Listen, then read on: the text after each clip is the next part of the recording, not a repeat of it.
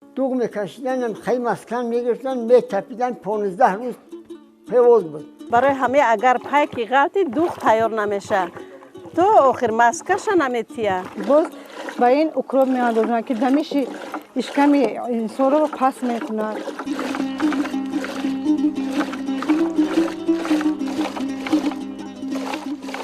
دوغ چلو تیار میکنن این نگاه داشتن نوری آفتاب. با قبل این بانوان محصولات شیر دوغ در برابر آنی که به چندین بیماری ها منفعت بخش است همزمان نقل نمودند که با بسیار نمیمون مرد سری سوق ایستادن داشه رو بره چشمی میکنه مسکه کم میشه. خیلی بودم خوش خربزه قطع میخورم.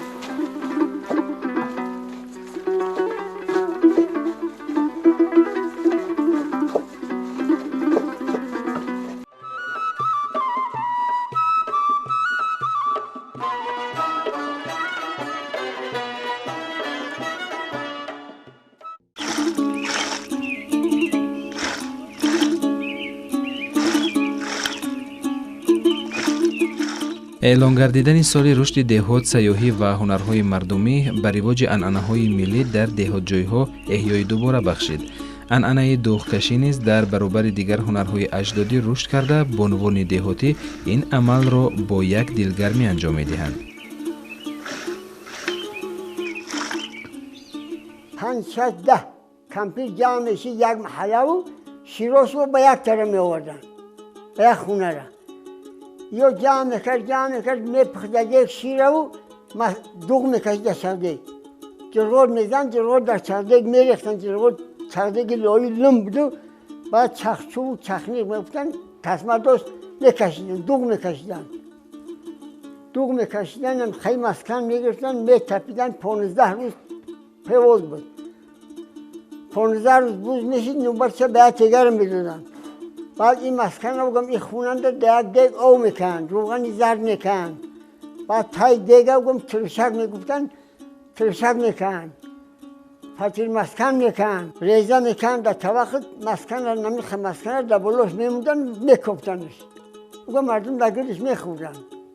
اینا که این چغدگی من یک سطیل میبره خیلی او ایامو گو میبره که گو اگر که امو شیرش سیروغان باشه وابسته امو شیره اگر که سیروغان باشه شیر مسکنش بسیار میبروید گویی که اگر که شیرش کم روغن باشه مسکنش کمتر میبروید. بیمار میگفتن اگر وقتی میکشیدن میگفتی حالی ندارو حالی ایدر ندارو دوغ ما پای میغلطه برای همه اگر پای کی غلطی دوغ تیار نمیشه تو آخر مسکش نمیتیه مسکه جدا نمیکنه اگر پای بغلطه همه وقتی این کارم هر یک کار به خودش یک نازکی داره اگر ای که در بالاش که اومدن البته ای پای میغلطه و دوغ ما نیم تیار میمونه همه خیلی فرقیتی سیر دوغکشی همه خیلی آخه گاوای ما در این جای تمام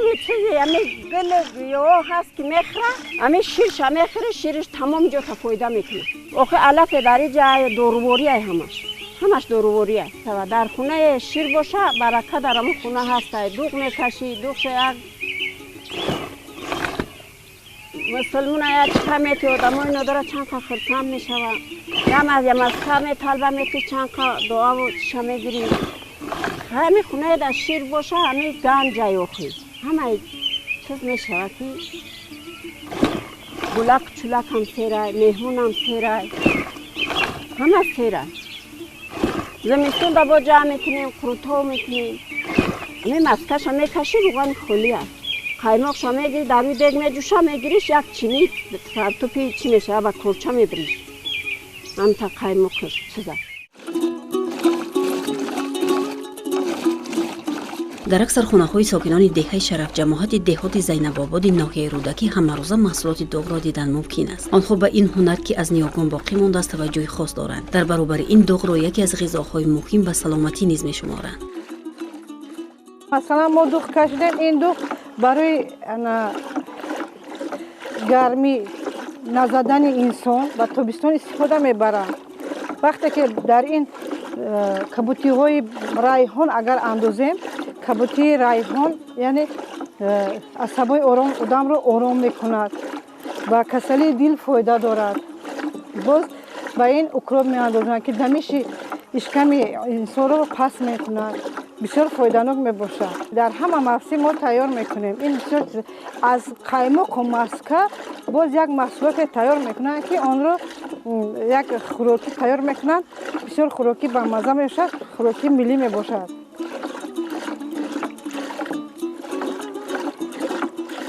гули дуға мегирем. Ям бисёр фоидаи калон дора. Фоидаш бисёртар. Пеш кафки бале, кафки ҳамин дуға гирифтагиш мехӯранд ҳам ба мазза, ҳам фоидаш калонтар. Фоидаш бисёр. Ман аз стуғони инсонро бақувват мекунад. Чӣ хеле ки зану мард инсон вақте ки синни солаш гузашт ба пиршавӣ мегӯяд, баъд стуғонро беқувват мешаванд. вақте ки инро агар истеъмол кунад, фоидаи ин маҳсулоти мо хеле фоиданок аст барои стуғонҳо, барои мӯи сар, барои организми инсон. мо хеле қувваи худро сарф мекунем. ин ҳам як ваи ҷисмонӣ мебошад, қуввати ҷисмонӣ мебошад ки дастҳои мо бақувват мешавад, роҳҳои нафаси мо бақувват мешавад.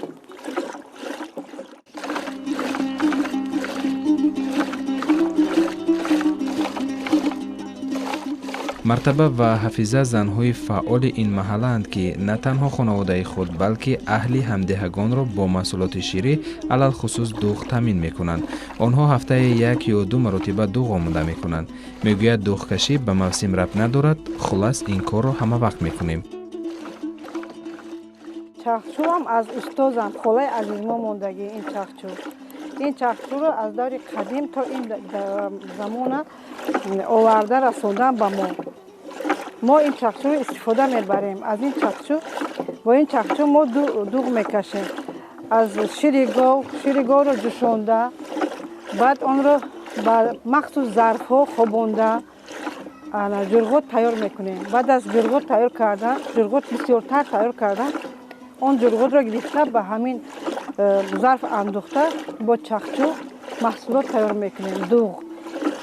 аз дуғ баъд мо маскаи дуғ мегирем. яъне ки аз дуғ бо вақте ки дуғро тайёр кардем шудем, дар болои дуғ каф пайдо мешавад ва гули дуғ мебошад. вақте ки маскаро гирифтем, мо онро ба рӯғани зар тайёр кардем. аз рӯғани зар бисёр хӯрокворӣ тайёр мекунанд. баъд аз он ин дуғро гирифта ба халтаи махсус андохта чакка тайёр мекунем. баъд аз чакка тайёр кардан онҳоро гирифта қурут мекунем. ин тарзи дуғкашиам ду намуда ба қувваи барқам бисёртаргӣ тайёр мекунанд, не ки маззаи вай тарзи дастӣ тайёр карданаш бисёр фарқи калон дорад. фарқияташам калон. баъд дуғам гарм меша. мана дар вақте ки тобистон вай меша, дуғ чолов тайёр мекунанд. нигоҳ доштани нури офтоб, нигоҳ доштани нури офтоб беҳтар фоидаи калон дорад дуғ. байни чахчӯ, байни мошини дуғкашӣ ҳамиқа фарқ дорад ки дуғи ширин меяд. дуғи мошинаи светӣ кам тириш меяд. дига қабилаҳое ки баландкӯҳҳо ҳастанд, хум меган, як намуд ай пӯст, ай чарм тайёр меша, вайрам духта, даст кати вайра зада, фақат вай дасти кати. мана ин хеле ки мо чӯб кати мекашем, аваёне фақат даст кати мекашанд, дар дуруни хумбо андохта мекашанд. мана ин хелишам ҳаст. дидагием ай қадимҳо ай шиканбай гоҳ тайёр меша, ҳамчу халта тайёр мекунану баъд дуға андохта, ҷурғота андохта, ман ҳамихел мекашанд, вайра маскаша мегиранд. ҳамихел дуғи ваям бо маззаш дига хел фарқияти калон дорад. ай мошина, ман ай чағдек, ҳамихелиё фарқияти калон дорад. ай маска бо рӯғани зар тайёр мекунанд, вайда сӯзонда рӯғани вайра мегиранд. бо ду намуди дига ай маска тайёр меша. рӯғани зар бо як намуди дига қаймоқ мегирем. مثلا بفویده نکش زیادتر. اگر علاجش باشد همین یک انسان کشد وای با خوبتر است برای اون که وقتی که این را ما تیار میکنیم این هم به خودش یک خاصیت خوب دارد که بر بالای این هر کس عبادت درست نیست. اولش وقتی که این را کشیدیم یک خود انسان اگر کشد عادت میکند و زبان این را همون انسان خودش میداند و میفهمد. در بعضی جاها در بعضی محله ها ما دیدیم که مردهای هم کشیدگی این رو. این بای فرقیت ندارد برای کشیدن این یا مرد باشد یا زن باشد. اگر بعضی مردهای هستند که هنرمند که از زنها خوبتر و زیباتر میکشند این رو.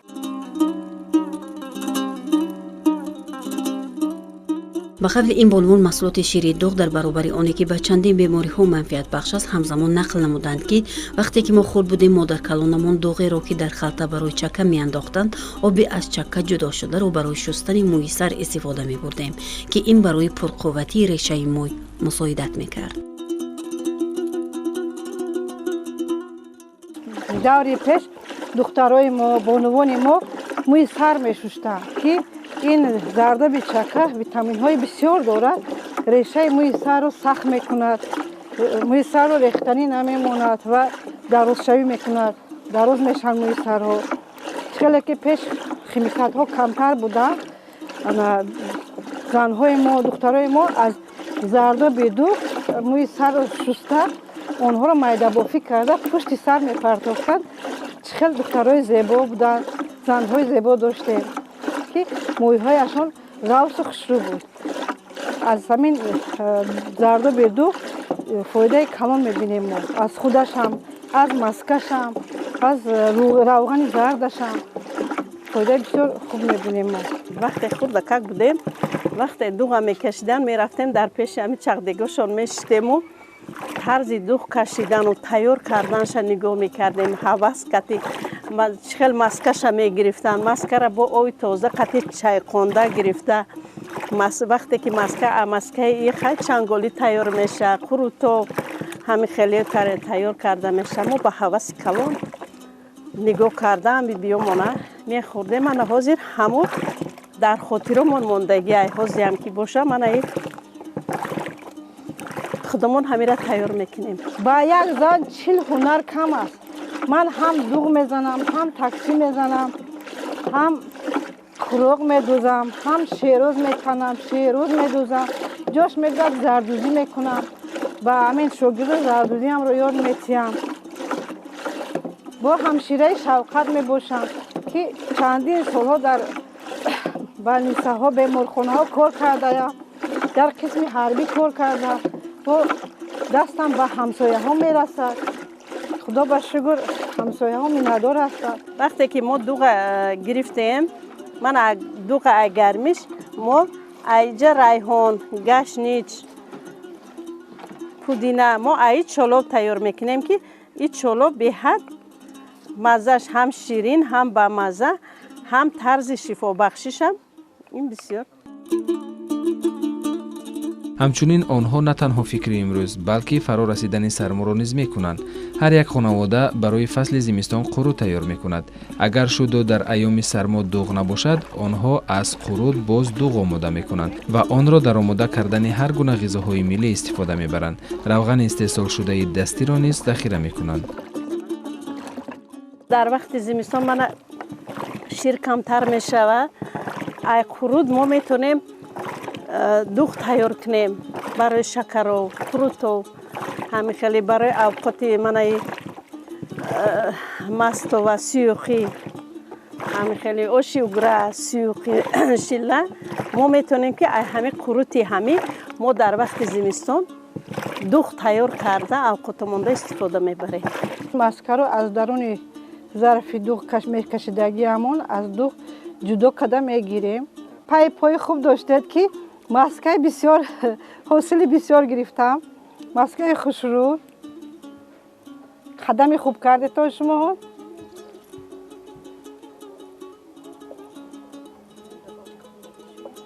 حاضر این رو از این دوغ گرفته بعد در آب خنک شسته مسکه رو به طبق چوبین مخصوص گرفته از دور قدیم با همین چوب استفاده می‌بردن. مسکه رو از درون دوغ گرفته تیار کرده با طبق چوبین که مخصوص آب خنک انداخته تیار کرده موندگی هستیم. مسکه رو به درون همین طبق چوبین آب خنک می‌اندازیم.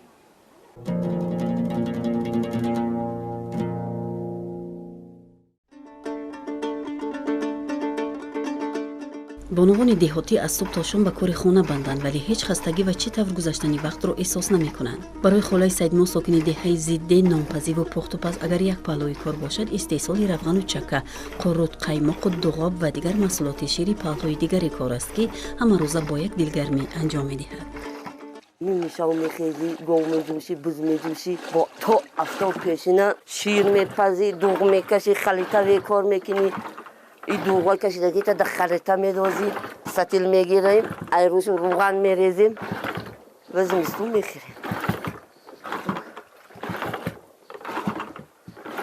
بیبی مدل آخی بود میرفتیم، بیبی اشورمو میرفتیم، کم کم یادمو میداد. با بسیار نمیمون دستری سوق استادن 10 یورو برای چشمی میکنه مسکه کم میشود. گفتن نمیمون. خب دختر کلان شدیم با میومدیم دوغ و میکشیدیم. خب یاد گرفتیم تا حاضره استفاده کردن داریم. من یه عمریم خودم دلاخی بودم. او اکثر وقت خودش تنها دوغ میکشد. اگر مقدار زیاد شیر باشد همسایه ها به او کمک میکنند. این بعد او 3 ستیل جرغات با 2 ستیل آب را در ساغور کلان آمیخته کرده با یکی از همسایه زنها میکشید. مسکره میگیرین انمو ساغوی کلوده بالانگی میتپیم سلاقه ها میرن آب میکنن در ستیل ها میگیرن به زمستون میخیرن. با انا تاری ساغو ها با میگیریم سخت میکنیم با دادیگ میدازیم با یک ستیل دوغ تنوگ میدازیم میگودیم 1 ساعت میجوشونیم بعد روی دستارخان میریزیم و روی دستارخان که 2-3 روز استاد که چشید و خودش میکفه تا تیکه تیکه و میشکی چک میشکی و حوار میکنی رنگی همی دوغ میکنیش با خیلی قروتا میکنیم. نامبرده میگوید از شیر گاو مقدار کم روغن میگیریم ولی در آمیختگی با شیر مالی میده به قدری ضروری مسکه استحصال میشود. خلاص انا همین گونه زحمت میکشیم و از مغازه کم روغن میخریم. باز نبیره خود شیر و چکه و قیماق میخورند. از روغن استحصال کرده دستی خوراکای ملی فطیر مسکه و قروتا و دیگر طعم‌ها آماده میکنیم که همه آن به ارگانیسم فایده بخشند. همین روغن زردش میگن ددیل داروه. انا با قیماق سختی روی دیگه میگیری و هم در دولینی داروه خیابوچی داروه. همه ضرورترش همه شیری بوزه. این سالها دیگه بوز نمیکنن قشلاقا دا فقط گو بوز زوره گفته نمیکنن به انمی گو. یعنی همون در وقتی همون بیبیامو میگفتن که برکت در بوزه در گو نیست و گو همی قشیرم نداره میگفتن بوزه بجوشی بوزه. ما همه آیله بده خیلی هم ممقتی بدیم 30 بوز داشتیم 35 بوز داشتیم میگرفتیم ایلاغ میبردیم که بچه هاکامو که بودن دستیار میرفتن دستیاریمو میکردن. این با گرمی داره خونکی داره با میگیریم من ایتا میکوبیم اگر خونک باشه یک قربای آبی جوشش میدازیم اگر گرم باشه یک ستیل آبی خنکش میدازیم میشه مسکتیار. همزمان ابراز داشت که در دهه قریب مردم از این هنری اجدادی وسیع استفاده میبرند.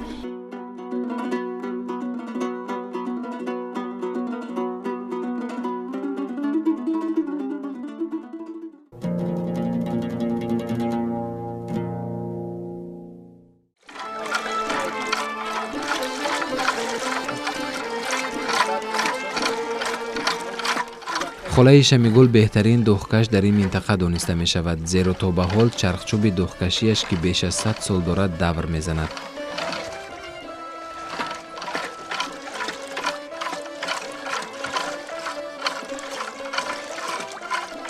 ҳангоме ки мо ба хонаи ин пиразани нуронӣ рафтем, ӯ машғули кор буд. зимни суҳбат иброз дошт ки имрӯз қариб мардум аз ин ҳунари аҷдодӣ кам истифода мебаранд. вазмишу меғалта мега кори дига надорам бо мехезм агар чикай мехрах гулакам уша ҷилон мекунам халтада мерезм бо мехрам чакаро мекунам и хеле меган ҷавоне ҳозира аммо боше мегам як чикаки боша ғанкунем бода халтача брезем шу бода им чағдак духтаб кашим я дардро медра ба меҳмон табо як оталай ширбатай нашоистаҳай хай фориду дурдушиай мекунӣ бо мехри аз шира хурди чӣ намешава и ширак пухти хеле чиз мешава шира ин амалро онҳо тахминан 1 соат бетаваққуф давом доданд.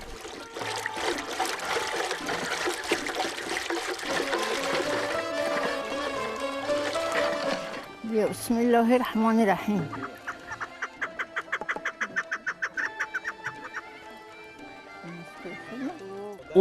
он чӣ ки дуғе ки очамун мекард момомун мекард ӯ вобаста ба ҳамун мунӣ карданаш буд яъне ҳамун шира чхел мунӣ мекардан ҳамун кампиро ки вақте ки ягон каса меварди меду ки и қаймоқай кинаму дуға кашидем шалпар нашида маскашай накра сондем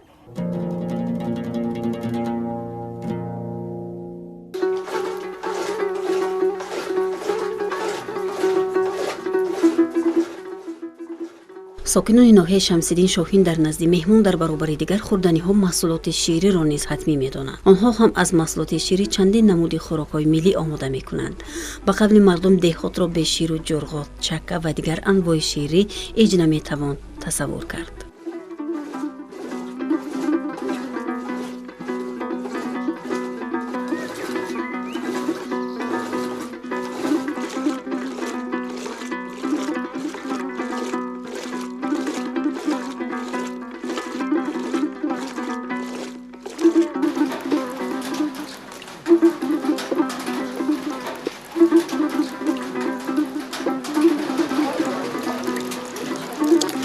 фатимаска авқоти миллии тоҷикӣ мо ай қадимлаём ай калон омадаги мо бами фатимаскара бами орди гандумӣ мекунем бигирем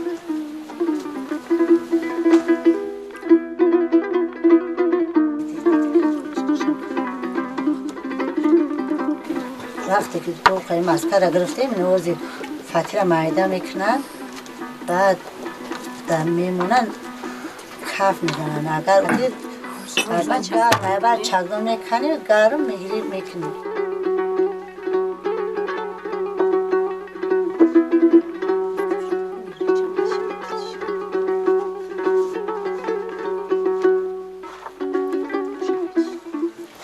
як одам хушк харбуза қати мехӯрад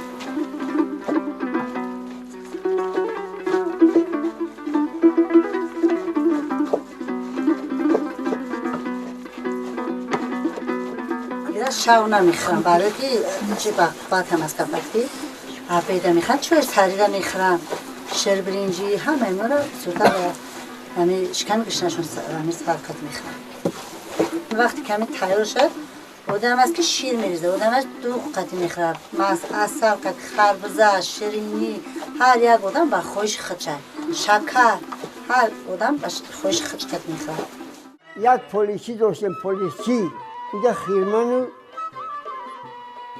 گندم کتیبو همه یمی زیراتو کشمکی میزدیم ده همونجا نکشیدیم شو یک کپا داشتیم دزی کپامو یک ضربه بلند بود هر نیمروزی ای خونه به هم پلیسی را یک طبق از فطیر مسکن تپیدگی میبردن ای خونه خدمت میبردن بعد پدر میره بای پلیس پختگی لو زده بود خربوزه لو زده بود میوار خربوزه پختگی را بگم دلش زده بود فطیر مسکن رو مایده میکرد میخوردیم